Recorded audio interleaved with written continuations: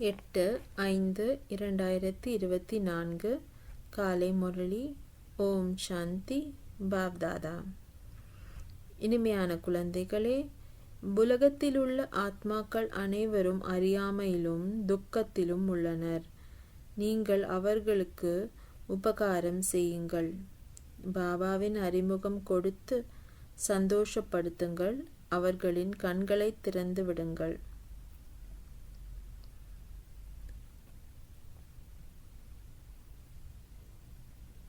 நாம் இப்போது இன்றைய ஸ்ரீமத் படி என்ன செய்ய வேண்டும் என்றால், பாபாவின் அறிமுகத்தை பிறருக்கு கொடுத்து அவர்களது கண்களை திறந்துவிட வேண்டும். அவர்கள் எவ்வளவு துக்கத்திலும் அறியாமையிலும் உள்ளார்கள். நேரம் நெருங்கிக் கொண்டிருக்கிறது. ஆகையால் அவர்களுக்கும் பாபாவின் அறிமுகத்தை கொடுத்து நாம் உபகாரம் செய்ய வேண்டும். அது அவர்களை துக்கத்திலிருந்து வெளியில் கொண்டு வந்து விடும். கேள்வி: எந்த விதமான சென்டரின் வளர்ச்சிக்கான முன்னேற்றத்திற்கான ஆதாரம் என்ன? பதில்: சுயநலமற்ற உண்மையான மனதுடன் கூடிய சேவை. உங்களுக்கு சதா சேவையில் ஆர்வம் இருக்குமானால் உண்டியல் நிறைந்து கொண்டே இருக்கும். எங்கே சேவை செய்ய முடியுமோ அங்கே ஏற்பாடு செய்ய வேண்டும். யாரிடமும் கேட்கக்கூடாது. கேட்பதை விட இரத்தல் மேலானது. தாமாகவே அனைத்தும் வரும். நீங்கள் வெளியிலுள்ளவர்களைப் போல சந்தா வசூல் செய்யக்கூடாது. கேட்பதானால் சென்டர் விரைவில் நிரம்பாது. அதனால் கேட்காமலேயே சென்டரை பராமரியுங்கள். கேள்வி: ஆதாரம். சென்டரின் முன்னேற்றத்துக்கான ஆதாரம் என்ன? அதன் வளர்ச்சிக்கான ஆதாரம் என்ன? பதில்: பாபா சொல்கிறார், நாம் எவரிடத்திலும் எதையும் கேட்கக்கூடாது. யாரிடமும் எதையும் கேட்கக்கூடாது. ஏனென்றால் அப்போதுதான் சென்டரில் தானாகவே நிரம்பிவிடும். இப்போது நாம் வசூல் செய்தோமானால் சென்டர் நிரம்பாது. ஆகையால் பாபா சொல்கிறார், நாம் எப்போதும் யாரிடமும் கேட்கக்கூடாது. தானாகவே நாம் சேவையில் ஈடுபட்டோம் என்றால் தானாகவே வந்துவிடும். நாம் கேட்க தேவையில்லை. நாம் செய்ய வேண்டியதென்றால் சேவை செய்யும் போது சுயநலமற்ற உண்மையான மனதுடன் சேவை செய்ய வேண்டும். சேவை உண்மையான மனதுடன் இருக்க வேண்டும் மற்றும் சுயநலமற்று இருக்க வேண்டும். இந்த சேவையில் சதா ஆர்வம் இருக்க வேண்டும். இந்த மாதிரி நாம் சேவை செய்வதில் ஆர்வம் அதிகமாக இருக்க வேண்டும். இந்த மாதிரி சேவை செய்வதில் ஆர்வம் இருந்தால் தானாகவே கிடைத்துவிடும். அனைத்தும் கிடைத்துவிடும். சென்டருக்கு தேவையான அனைத்தும் கிடைத்துவிடும். நாம் யாரிடமும் யாசிக்கக்கூடாது. ஏனென்றால் யாசித்தால் நாம் சென்டர் நிரம்ப முடியாது. இதுதான் பாபா இன்றைய கூறிய வாக்கு.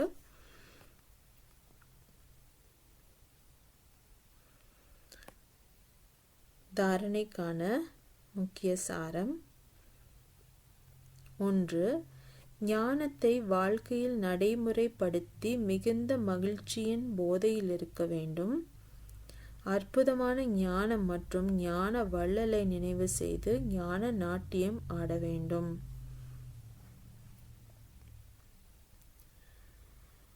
ஞானத்தை நாம் நடைமுறைப்படுத்த வேண்டும். ஒரு ஞான பாயிண்ட்டுகளையும் நாம் வாழ்க்கையில் நடைமுறைப்படுத்தி மிகுந்த மகிழ்ச்சியின் போதையில் இருக்க வேண்டும்.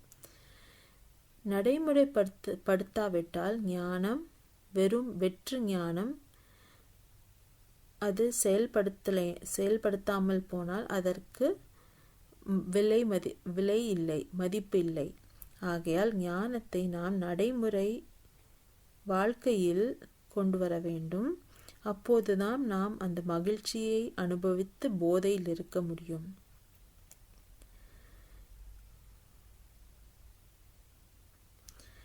நாம் ஞானத்தை மனதில் கொண்டு எண்ணத்தின் மூலம் ஞானத்தை நாம் நடைமுறைப்படுத்த வேண்டும்.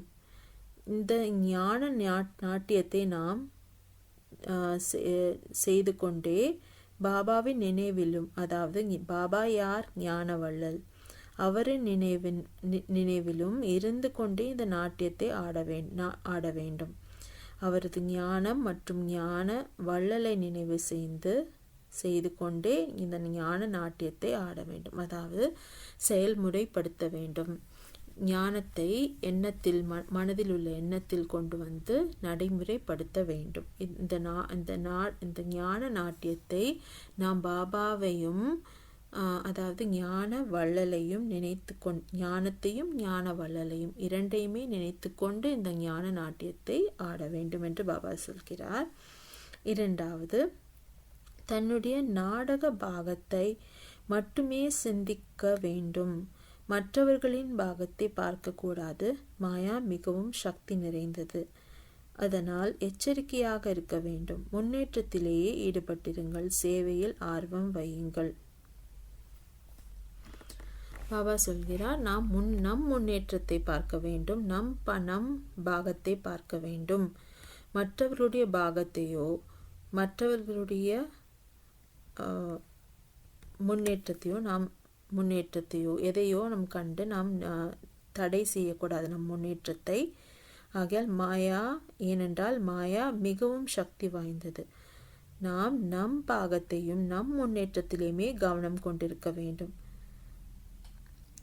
சேவையில் கூட ஆர்வத்தை உண்டு பண்ணி நாம் சேவையில் அதிகமாக இருக்க வேண்டும். மற்றவர்கள் விஷயங்களிலோ மற்றவர்களின் முன்னேற்றத்திலோ மற்றவர்களின் பாகத்திலோ நாம் தலையிடக்கூடாது. வரதானம்: நல்ல விஷயத்தினால் கவரப்படுவதற்கு பதில் அதை தனக்குள் தாரணை செய்யக்கூடிய பரமாத்ம சிநேகியாகுக. பரமாத்ம சிநேகி ஆக வேண்டுமானால் தேக உணர்வின் தடைகளை சோதித்து பாருங்கள். குழந்தைகளில் பலர் சொல்கிறார்கள், இவர் மிக நன்றாக இருக்கிறார், அதனால் கொஞ்சம் இரக்கம் வருகிறது. சிலருக்கு யாராவது ஒருவருடைய சரீரத்தின் மீது பற்று ஏற்படுகிறது. இன்னும் சிலருக்கு ஒருவருடைய குணங்கள் அல்லது விசேஷத்தாக்கள் மீது பற்றுதல் ஏற்படுகிறது. ஆனால் அந்த விசேஷத்தன்மை அல்லது குணத்தை கொடுப்பவர் யார்? ஏதேனும் நல்லது இருந்தால் நல்லதை தாரணை செய்யுங்கள். ஆனால் நல்லதின் மீது பிரபாவம் ஆகாதீர்கள். விலகியும் பாபாவுக்கு அன்பானவராகவும் ஆகுங்கள். அத்தகைய அன்பானவர், அதாவது பரமாத்ம சிநேகி, சதா பாதுகாப்பாக இருப்பார். ஆகையால் நாம் வரதானம் அழகாக பாபா சொல்கிறார், நாம் எந்த ஒரு நல்ல விஷயத்திலோ கெட்ட விஷயத்திலோ இரண்டிலுமே நாம் கவரப்பட்டு அதன் பிரபாவத்தில் வந்துவிடக்கூடாது என்று பாபா சொல்கிறார். ஏனென்றால் நாம் அனைவரும் யார்? நாம் அனைவரும் பரந்தாமத்தில் உள்ள அஷரீரி ஆத்மாக்கள். அஷரீரி அல்லது நிராகார உலகில் இருக்கும் ஆத்மாக்கள். ஆத்மாக்களில் நாம் அனைவரும் புத்தி, சமஸ்காரம் மற்றும் மனது உடைய ஆத்மாக்கள். ஆகையால் ஆத்மாவுக்கு விசேஷத்தன்மை கொடுத்தது யார்? ஒரு ஆத்மாவுக்கு விசேஷத்தன்மையோ கொடுத்தது யார்? இறைவன். அந்த இறைவனிடம் அன்பாக இருந்து இறைவன்தான் அந்த ஆத்மாவுக்கு அந்த விசேஷத்தன்மையும் மற்றும் நற்குணங்களையும் மற்றும் நல்ல பண்புகளையும் கொடுத்திருக்கிறார். ஆக இறைவன் தந்தை, அனைவருக்கும் தந்தை இறைவன். ஆகவே இறைவனிடத்தில் உள்ளதுதான் அந்த ஆத்மாவுக்கும் சென்றிருக்கிறது. ஆகையால் இறைவனிடம் நாம் அன்பு செலுத்தினோம் என்றால் நல்லவைகளை மட்டுமே தாரணை செய்து கொண்டு அந்த ஆத்மாவிற்கு உள்ள நல்ல விஷயங்களை நாம் தாரணை செய்து கொண்டு இறைவனிடம் அன்பு செலுத்தி